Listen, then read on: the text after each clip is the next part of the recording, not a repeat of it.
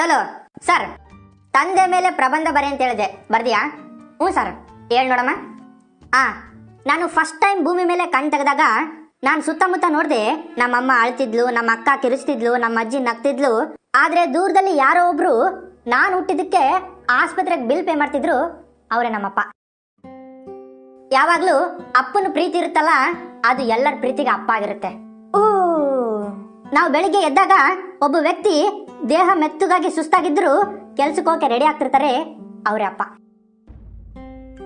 ಅಮ್ಮ ನಮ್ಮನ್ನು ಸೊಂಟದ ಮೇಲೆ ಕೂರಿಸ್ಕೊಂಡು ತಾನು ನೋಡೋದೆಲ್ಲ ನಮಗೆ ತೋರಿಸ್ತಾಳೆ.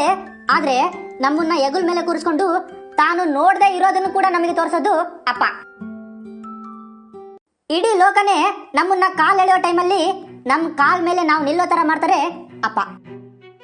ಬೇಡಿದ್ದೆಲ್ಲ ಕೊಡುವವನು ದೇವರಾದ್ರೆ ಬೇಡದೆ ಎಲ್ಲ ಕೊಟ್ಟ ಅಪ್ಪ. ಬ್ರಾಂಡೆಡ್ ಬಟ್ಟೆ, ಬ್ರಾಂಡೆಡ್ ಚಪ್ಪಲಿ, ಬ್ರಾಂಡೆಡ್ ಫೋನು ಯಾವು ಕೂಡ ತಾನು ಯಾವತ್ತೂ ತಗೊಳ್ಳಲ್ಲ. ಯಾಕೆಂದ್ರೆ ತಾನು ತಗೊಂಡ್ಬಿಟ್ರೆ ನಮಗೆ ಕೊಡ್ಸಕ್ಕಾಗಲ್ಲ ಅಂತ. ಅಪ್ಪ ನಮಗೆ ಪ್ರತಿ ಹಬ್ಬಕ್ಕೆ ಬ್ರಾಂಡೆಡ್ ಬಟ್ಟೆ ಕೊಟ್ಟ, ಆದ್ರೆ ತೂತಾಗಿರೋ ಬನೀನು ಒಳಗಾಕೊಂಡು ಮುಚ್ಚಿಟ್ಬಿಟ್ಟ. ಪ್ರತಿದಿನ ಅನ್ನ ಬೇಸಾಕೋದು ಅಮ್ಮ, ಆದ್ರೆ ಆ ಅನ್ನಕ್ಕೆ ಬೆವರು ಸುರಿಸಿದ್ದು ಅಪ್ಪ. ಪೂರ್ತಿ ಫ್ಯಾಮಿಲಿನ ಮನೆಯಲ್ಲಿ ತಣ್ಣಗಿಟ್ಟ, ಆದ್ರೆ ತಾನು ಮಾತ್ರ ಬಿಸಿಲಲ್ಲಿ ಬೆಂದೋಗ್ಬಿಟ್ಟ. ನಮ್ಮ ಜೀವನದಲ್ಲಿ ಇರೋ ತೂತುಗಳನ್ನ ತನ್ನ ಬನ್ನಿನಲ್ಲಿ ಹಾಕೊಂತಾನೆ.